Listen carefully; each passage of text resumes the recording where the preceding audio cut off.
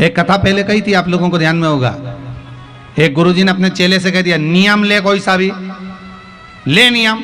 तो क्या गुरुजी मैं नौकरी करूं, सर्विस करूं, काम करूं, व्यापार करूं कि तुम्हारा नियम लो? नियम तो लेना पड़ेगा। कोई भी एक नियम बना ले। तो उसने सोचा नियम क्या लूं? तो उसने नियम लिया कि मेरे पास में एक कुम्हार का घर है, और कुम्हार का घर है तो वो मटका बनाता है, सुराही बनाता है। तो मैं एक काम करता हूँ, मेरे बिल्कुल बाजू में ही तो रहता है। एक नियम मंदिर जाने का नियम बनाऊंगा, जा पाया नहीं जा पाया। कहीं जाने का नियम बनाऊंगा, जा पाया ना जा पाया। व्रत का नियम बनाऊंगा, उपास कर पाया ना कर पाया। दान देने का नियम बनवाऊंगा तो वो दान कर पाया ना कर पाया। तो एक काम करता हूँ, रोज प्रतिदिन जब तक कुम्हार का मुंह नहीं देख लूंगा तब तक रोटी नहीं खाऊंगा, पक्का। अब कुम्हार का मुंह देखूंगा तब मैं रोटी खाऊंगा।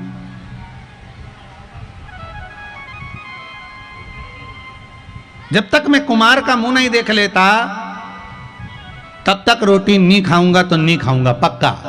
गुरुजी ने कहा पक्का नियम, बिल्कुल पक्का नियम। अब ये तो रोज क्या करता, पहले रोटी खाने से पहले जैसे गांव से आता, रोटी खाने से पहले छत पे जाता, कुम्हार का मुंह देख लेता, क्योंकि बेचारा तो बनाने में लगा मटका। अब उसका मुंह देखिए आता।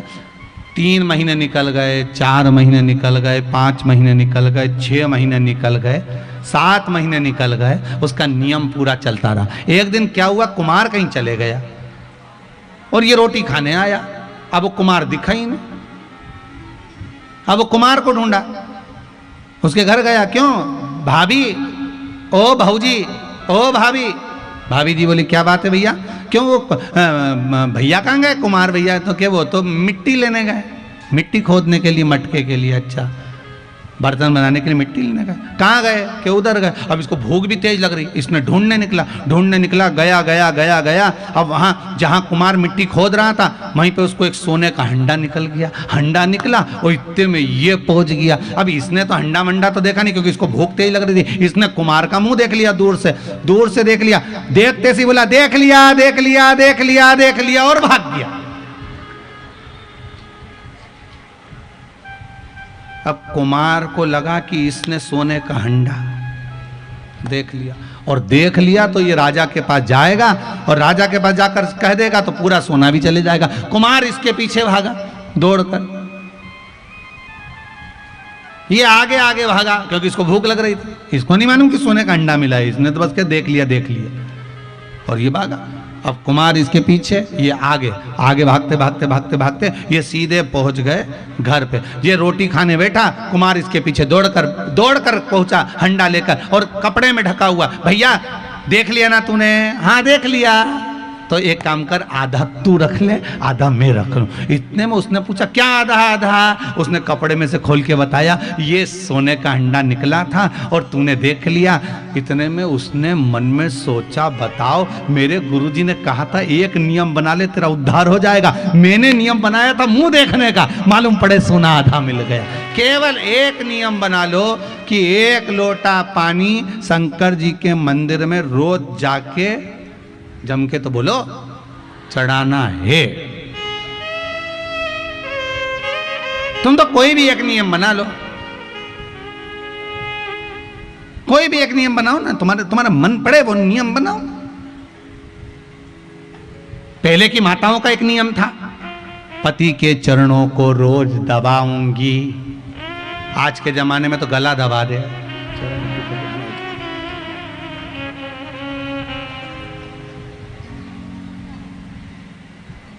पहले कितना नियम था। पहले की तो पत्नियां पति को रोज सिर पे पल्लू ले इन्हें प्रणाम करती थी। प्रणाम।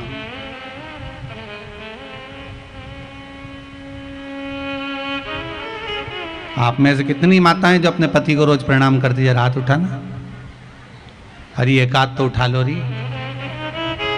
1 2 3 4 5 6 7 8 9 10 12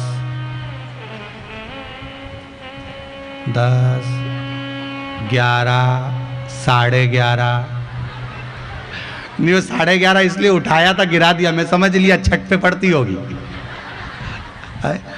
इतनी तो समझ है वो करवा चौथ और छठ, बस इस पे जरूर पढ़ लेती होगी।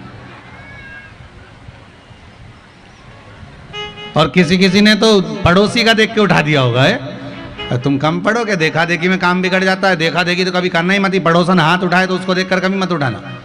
देखा देखी में काम बिगड़ गया था। एक बार कक्षा 8वीं का पेपर, 8th क्लास का एग्जाम, कक्षा 8वीं का पेपर लिखने के लिए आ गया।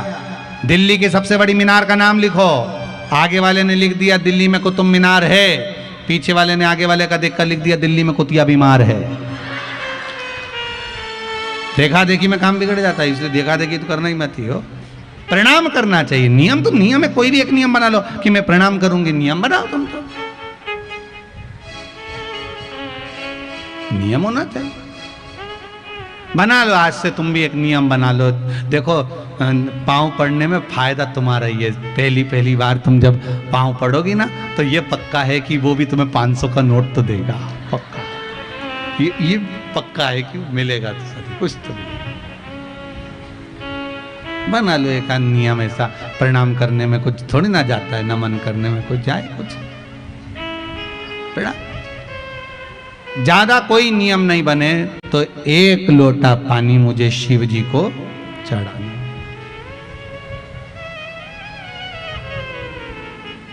बनाओ नियम ऐसा। हाँ, रजो धर्म के समय पर, जब रजो धर्म रहेगा, 7 दिन में काम नहीं कर पाऊंगी, तब मैं मंदिर जल चढ़ाने नहीं जाऊंगी, ठीक है।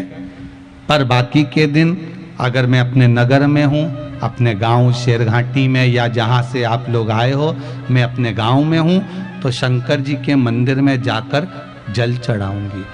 अगर ये नियम नहीं बना सकते तो एक नियम बनाओ कि मैं शंकर भगवान के शिखर का दर्शन करूंगी, शिखर का दर्शन। ये भी नियम नहीं बना सकते तो एक नियम बनाओ कि मैं प्रतिदिन 1 चावल का दाना भगवान के मंदिर में चढ़ाऊंगी। ज़्यादा भी नहीं तो 1 चावल का दाना चढ़ाऊंगी। ये भी नियम नहीं बना सकते तो एक नियम बनाओ कि मैं शंकर भगवान को बेलपत्र चढ़ाऊंगी। ये भी नहीं बना सकते तो एक नियम बना लो कि शंकर जी के मंदिर में रोज जाके झाड़ू लगाऊंगी, शंकर जी के मंदिर में पोछा लगा दूंगी। शिव जी का जो फूल चढ़ा हुआ है उसको उतार कर मैं बासी फूल निर्माल्य ले जाकर कहीं साइड में रख दूंगी। कुछ भी एक नियम अपनी जिंदगी में बना लो। ये पक्का है कि मेरा देव अधिदेव महादेव तुम्हें खाली नहीं छोड़ेगा, तुम्हारे नियम के बल पर तुम्हें देह जरूर देगा। बनाओ नियम कुछ। अरे ये भी नियम नहीं बनाओ तो ये नियम बना लो कि मैं अपनी सास को सवेरे उठकर सबसे पहले प्रणाम करूंगी। तुम नियम तो बनाओ। 3 महीने में सास भी अपनी सोने की अंगूठी। तुम नियम बनाओ तो सही, बनाओ तो मिले ना। अब तुम बनाओ नहीं और तुम सोचो कि माल मिल जाए तो ऐसे मिले।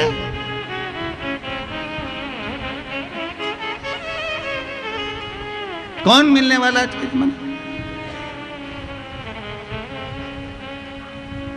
बनाओ नियम एक कि मैं आज से नियम बनाऊं कि 1 लोटा पानी हर हर महादेव शिव जी को चढ़ाऊंगी। और इतना नियम ये भी नहीं बनाओ तो एक नियम बना लो, मैं अपने मोबाइल पर रात्रि को सोते समय 5 मिनट शिव महापुराण की कथा सुनूंगी, पर सुनूंगी बिना सुने नहीं सोऊंगी। ये भी नियम बना सकते हो। और होगा, कई लोगों ने तो बना के भी रखा होगा। कितनों ने बनाया? जरा हाथ उठाना, कौन को रात में कथा सुन के सोते हो? अरे वाह, बहुत सारे। उधर लो, उधर लो, आप इधर लो। बनाना चाहिए नियम कि मैं कथा सुने बगैर नहीं सुनूं। भले आधा घंटा सुनूं, 15 मिनट सुनूं, 10 मिनट सुनूं, पर सुनूंगी। ये भी मेरा नियम, कथा सुनूंगी। शंभु शरणे पड़ी मांगो घड़ी रे घड़ी दुख काटो, दया करी ने दर्शन। आपका नियम अगर है तो भगवान उसको निभा देता है। आप नियम बनाइए। शिव महापुराण की कथा कहती है महाराज, शंकर का चरित्र कहता है।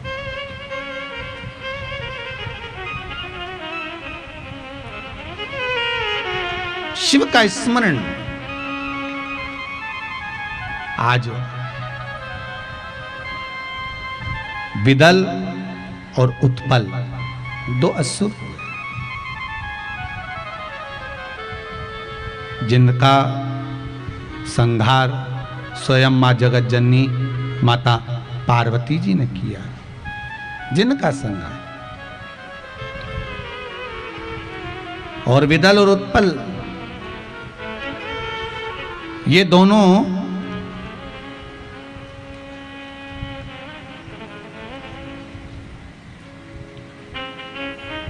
बड़े उपद्रवी थे।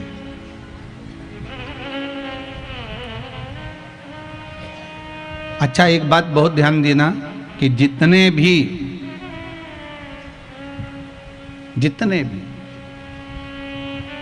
असुर हुए, राक्षस हुए, इन्होंने कहीं ना कहीं भगवान की भक्ति को भी प्राप्त करा। अब ये आपके पास में गयासुर था तो असुरी पर प्रबल था। कितना प्रबल, उसकी प्रबलता कितनी श्रेष्ठतम थी, जरा विचार करिएगा। ये गयासुर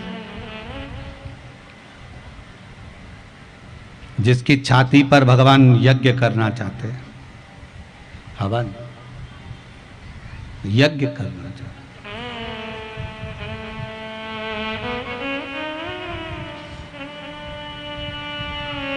और कौन करना चाह रहा है? ब्रह्मदेव।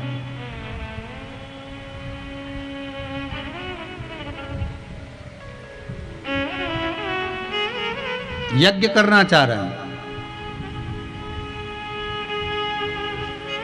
और ब्रह्मा जी ने यह विचार करा कि इस गयासुर की छाती पर ही यज्ञ क्यों करना चाहते हैं? आखिर क्या था ऐसा गयासुर में? गयासुर में इतना बल आखिर क्या था? शिव महापुराण की कथा कहती है, विष्णु पुराण कहती है महाराज, स्कंद पुराण वर्णन करती है कि यह गयासुर कोई साधारण नहीं था। जितना उपद्रवी था उतना भजनावली था। जैसे तारकासुर था वैसा ही गयासुर था।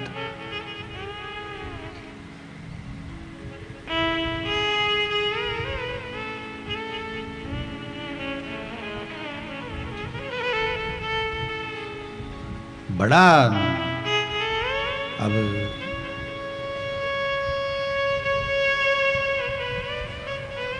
गयासुर की छाती पर यज्ञ।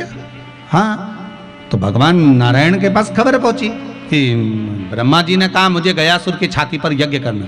तो भगवान नारायण ने पूछा तुम्हें और कोई जगह नहीं मिल रही जो गयासुर की छाती पर यज्ञ करोगे? नहीं नहीं नहीं नहीं, गयासुर की छाती पर यज्ञ करना है। पर आपको मालूम है कि गयासुर राक्षस है, और राक्षस की छाती पर यज्ञ करोगे तो कोई सुख मिलने वाला है क्या? किसी का कल्याण होने वाला है क्या? आप चिंता मत करो प्रभु, सबसे पहले मैं गयासुर की छाती पर अगर यज्ञ करूंगा तो पहले अमृत से इसको लीपूंगा। अमृत से लीपोगे?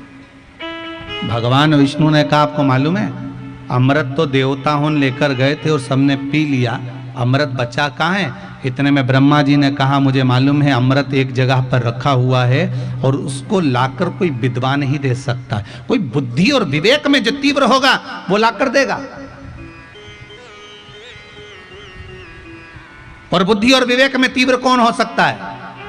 तो इतने में ब्रह्मदेव ने कहा आप चिंता मत करो, दुनिया का सबसे सुंदर पक्षी, दुनिया का सबसे अच्छा बोलने वाला पक्षी, दुनिया का सबसे मीठा बोलने वाला पक्षी, जो सुंदर भी बहुत है, जिसके सामने सारे हंस सारे बगुले फीके हो जाएं, ऐसा पक्षी मैं बुलवाता हूं। वो अमृत ढूंढेगा जो चतुर भी है, विद्वान भी है। तो के वो कौन सा पक्षी है? दुनिया का सबसे सुंदर पक्षी है कौन सा? कौवा। दुनिया का सबसे सुंदर पक्षी था कौवा। इतना सफेद था कौवा कि हंस भी उसके सामने फीके थे। इतना सफेद था कौवा कि उसके सामने बगुले भी फीके थे। इतना सुंदर था कौवा।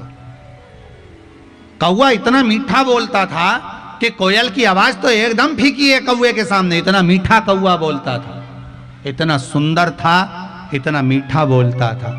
ब्रह्मा जी ने कौवे को बुलाया, कौवा इधर आओ।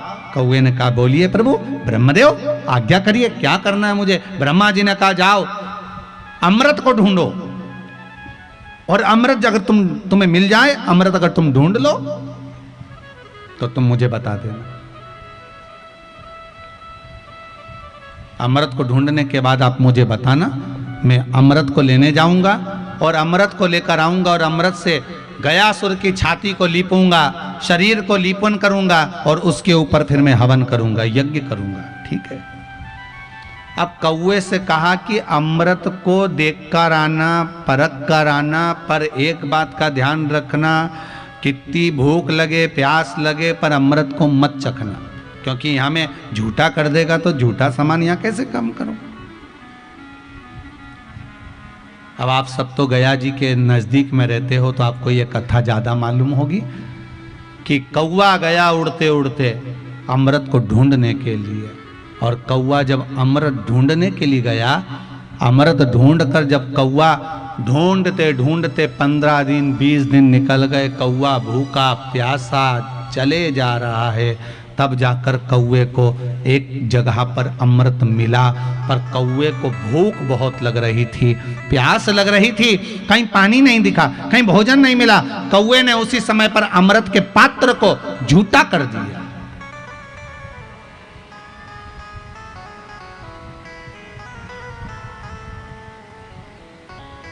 अपनी चोंच को उसने अमृत को लगा दिया, वापिस आया। ब्रह्मा जी ने पूछा क्यों कौवे, ए कौवे अमृत मिला? हाँ प्रभु अमृत मिल गया, मैं देखिए आया, वहां रखा है।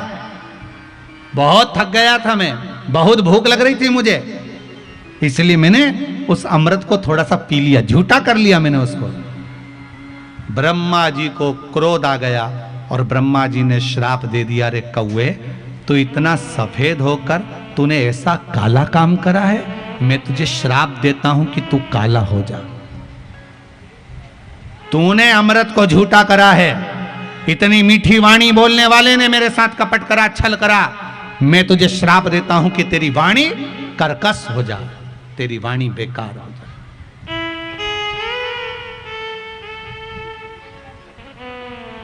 ये वाणी तेरी कर्कश हो जा। एक बात बहुत अपनी जिंदगी में उतार कर रखिएगा साहब, किसी को विष दे दो चल जाएगा, पर किसी के साथ विश्वासघात कभी मत करो। जिंदगी में कभी किसी के साथ विश्वासघात मत करना। विष दे दोगे चल जाएगा, पर विश्वासघात मत करना।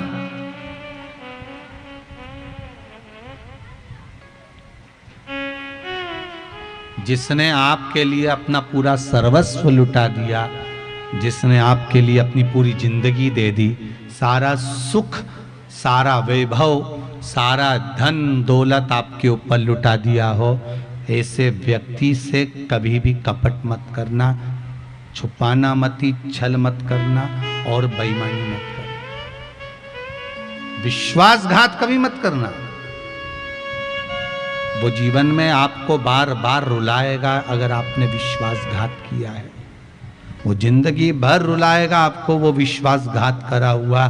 जब जब याद आएगी, जब जब स्मरण होगा, तब तब आंखों में से जल बहेगा कि मैंने विश्वासघात कर दिया, मुझे नहीं छुपाना था, मुझे नहीं बताना, मैंने ये गलत कर दिया। वो चुभेगा, बारंबार चुभेगा। विष दो, विश्वास कर।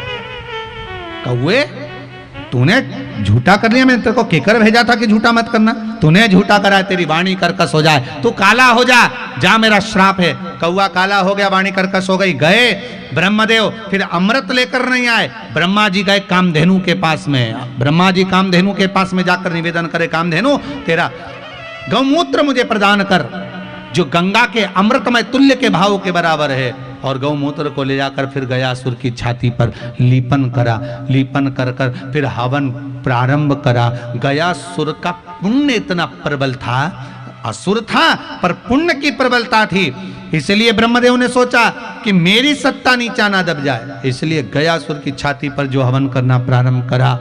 गयासुर की छाती जब अग्नि के भाव से जलने लगी, तड़फन उत्पन्न होने लगी, तब भगवान विष्णु को लगा कुछ करना पड़ेगा। भगवान विष्णु ने आकर अपना चरण रखा। गयासुर को ठंडक महसूस हुई। गयासुर अब आराम से लेटा हुआ है, पर गयासुर ने भगवान विष्णु से कहा, प्रभु आपका चरण मेरे ऊपर रखा गया, जिस चरण को पाने के लिए देवता तक तरसते थे वो उनको नहीं मिला, मुझे मिल गया। ऐसी कौन सी कृपा आपकी प्राप्त हो गई। सारी दुनिया में जितने भी जीव भटक रहे होंगे, तेरे इस गया क्षेत्र में आने पर भले कोई पिंड का दान नहीं भी देगा और गया क्षेत्र के अंतर्गत आकर अगर खड़ा भी हो जाएगा तो भी उसके जीवों का कल्याण हो जाएगा। ये वो गया क्षेत्र है, तू क्यों चिंता कर।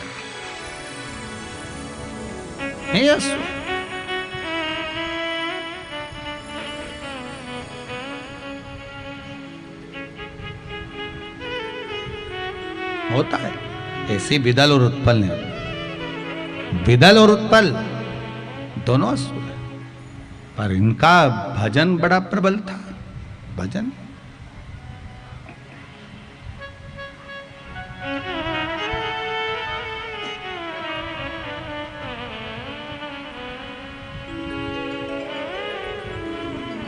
और विदल और उत्पल दोनों सम्मुख आए।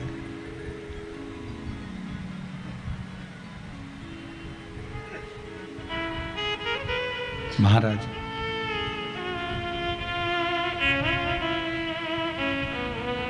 जब देखा, पार्वती जी के सौंदर्य को देखकर लोभित हो गए। लोभित। एक बात बहुत ध्यान दीजिएगा, नारी की सुंदरता है, पुरुष की सुंदरता है, पर उसकी ओर आसक्ति होना ये श्रेष्ठता नहीं। आज विदल उत्पल को देखा, पार्वती जी की ओर आए, इन्होंने उठाया कुंदुक, माता पार्वती ने प्रहार करा, विदल उत्पल के प्राण छूटे। वो कुंदुक भगवान शिव जी के चरणों में गया तो शिव जी का नाम कुंदकेश्वर पड़ गया। क्या नाम पड़ा है? कुंदकेश्वर। कुंदकेश्वर। भगवान कुंदकेश्वर का स्मरण अगर जीव करता है, भगवान कुंदकेश्वर का स्मरण करता है, नाम जाप करता है, उसका भी फल बहुत है महाराज। एक बात और अपने जीवन में उतारी है, कई माताओं ने प्रश्न, कुछ माताओं के हैं कि घर में लक्ष्मी नहीं है, संपदा नहीं है, बहुत दुखी चल रहे हैं। पहले तो आप वो जल का पात्र वाला उपाय कर लो जो पहले बताया है, वो नहीं कर सकते तो कुंदकेश्वर का उपाय करिए। बेलपत्री,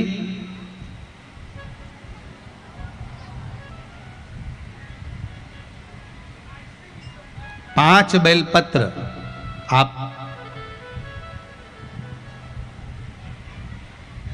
पांच बेलपत्र बेलपत्री को ले सकते हैं और पांचों बेलपत्र में पीला चंदन पूरी बेलपत्री पर लगा लें। पीला चंदन, केवल एक बेलपत्र ऐसी हो जिस बेलपत्री पर आप गाय का घी लगाएं। क्या लगाना है? गाय का घी। 5 बेलपत्र में से 2 बेलपत्र नीचे पीली चंदन वाली, बीच में गाय के घी वाली बेलपत्र, और उसके ऊपर वापस 2 बेलपत्र वही पीले चंदन की रख लें। महाराज प्रदोष के दिन व्यापार वाली जगह पर या अपने घर में जहां रसोई घर हो या पूजन का स्थान हो, उस 5 बेलपत्र को एक कटोरी में, एक बाटकी में रख लें और एक घी का दिया उस बेलपत्र के सम्मुख में लगाएं। उस बेलपत्र को प्रदोष के दिन प्रदोष काल में उठाएं और भगवान शंकर को अपनी कामना कर कर समर्पित कर कर जाएं। केवल 2 प्रदोष करिए कुंदकेश्वर महादेव के नाम से, लक्ष्मी मेरा भोलेनाथ देना प्रारंभ कर देगा, संपदा वो देगा, वैभव वो देगा। 2 प्रदोष कर कर देख लीजिए। वैसे करना चाहिए इसको 5 प्रदोष। कितने प्रदोष करना चाहिए? 5। पर आप 1 प्रदोष करेंगे, दूसरा प्रदोष करेंगे, अपने आप संपदा बढ़ना, वैभव बढ़ना, लक्ष्मी की आवक होना प्रारंभ हो जाए। कुंदकेश्वर महादेव लक्ष्मी की वृद्धि कर देता भारत। और कहीं रोग बीमारी सता रही हो,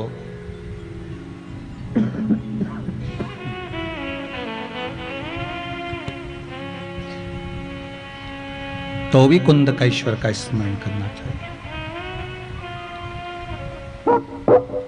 कुंदकेश्वर महादेव सुख देते हैं महाराज, वैभव देते हैं।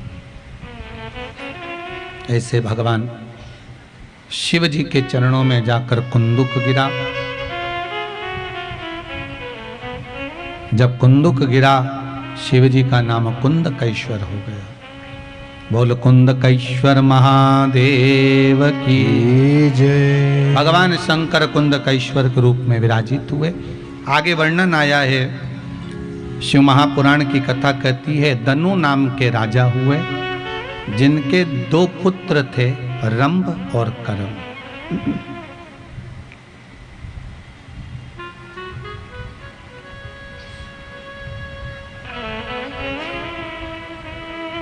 दो पुत्र हैं। दनु नाम के राजा के 2 पुत्र हैं, रंभ और करम।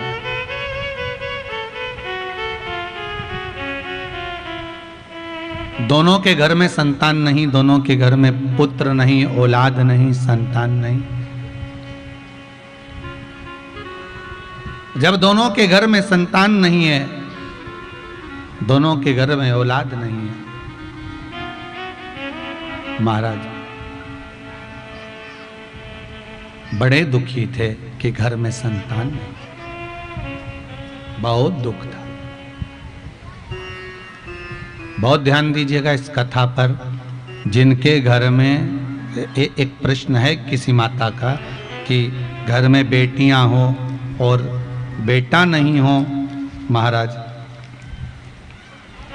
बेटियां हैं घर में पर बेटा नहीं हो, तो दुनिया के लोग कहते हैं वंश कैसे बढ़ेगा, वंश कैसे चलेगा। पत्र है, आया है हमारे पास में लिखा हुआ। पर शिव महापुराण की कथा तो कहती है, शंकर की कथा कहती है, शिव का अनुमोदन कहता है, शिव चर्चा कहती है, शिव स्मरण कहता है कि आज के समय में बेटी क्या बेटे से कम है? अरे बोलो तो जम के, कम है क्या? नहीं ना। पुत्र बेटा एक कुल को तारता है और बेटी 2 कुल को तारती है, अपने ससुराल का भी और मायके का भी। कम नहीं है।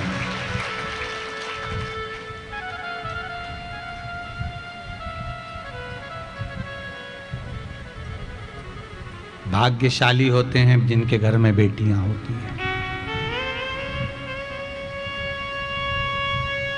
जिनके घर में बेटी होती है वो भाग्यशाली होते हैं,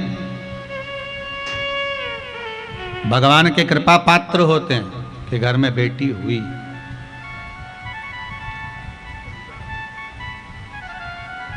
रंभ करम्ब के घर में संतान नहीं है। होता है कभी कभी ऐसा योग रहता है, कोई कहे कि हमारे यहाँ संतान का सुख नहीं, हमारे यहाँ इतने साल शादी के हो गए, औलाद नहीं, संतान नहीं। भगवान शंकर का स्मरण करो। शिव महापुराण में 2-3 उपाय पहले बताए हैं तुमरुका जी के, पीपल के पत्ते के, यूट्यूब पर डले हुए हैं, उस पर सर्च करो, उसको निकालो और निकालने के बाद उसको उपाय को करो, कर कर तो देखो उपाय, और विश्वास रखकर करोगे तो शिव क्यों ना मिलेगा। अगर विश्वास रखकर कराए तो भगवान देगा जो, ये पक्का। विश्वास रखकर करो। भरोसो दृढ़ इन चरण न कैरो, श्री वल्लभ नक चंद्र छटाविन, सब जग माही अंधेरो। अगर विश्वास पक्का है तो शिव भी मिले।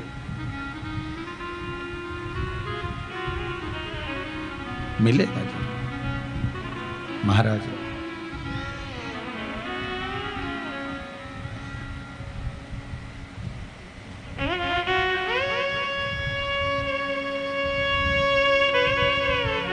शिव पुराण कह रही है, शंकर की कथा कह रही है।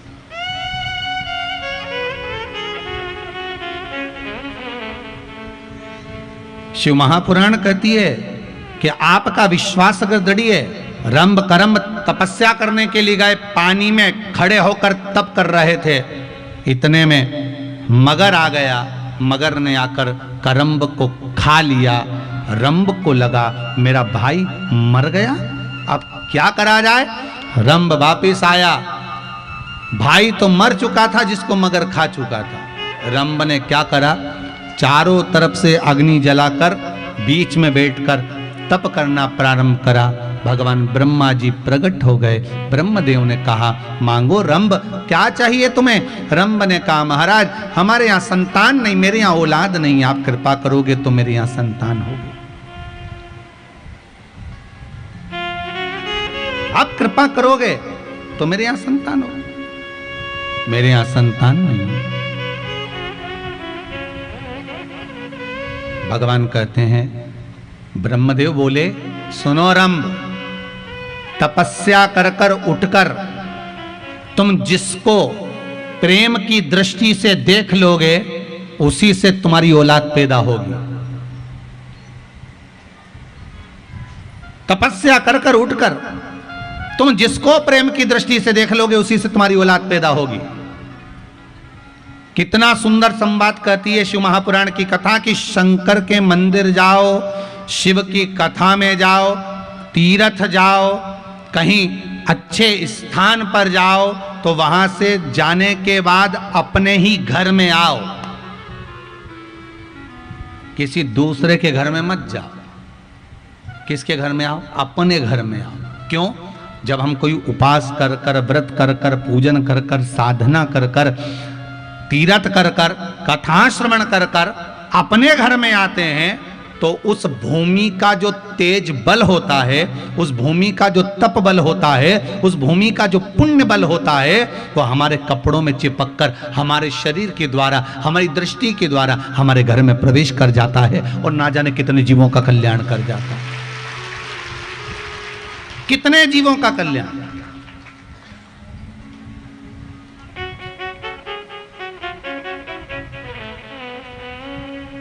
पर हमारी आदत है, हम जब भी कहीं अच्छी जगह जाते हैं ना तो पहले वहां से आते आते मैं मेरी बहन के घर घूम के आती हूँ। अब मालूम पड़े गई थी कथा में और पहुंच गई बहन के घर।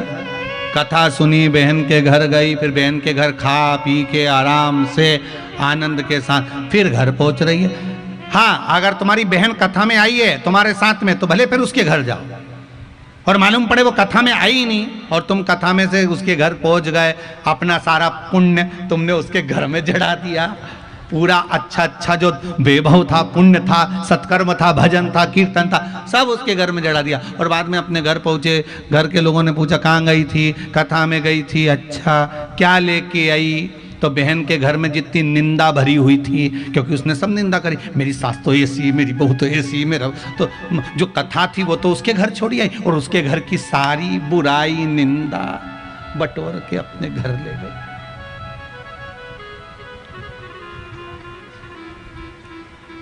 क्या लेने गए थे कथा में? पुण्य। क्या लेकर जा रहे हो? जम के तो बोलो।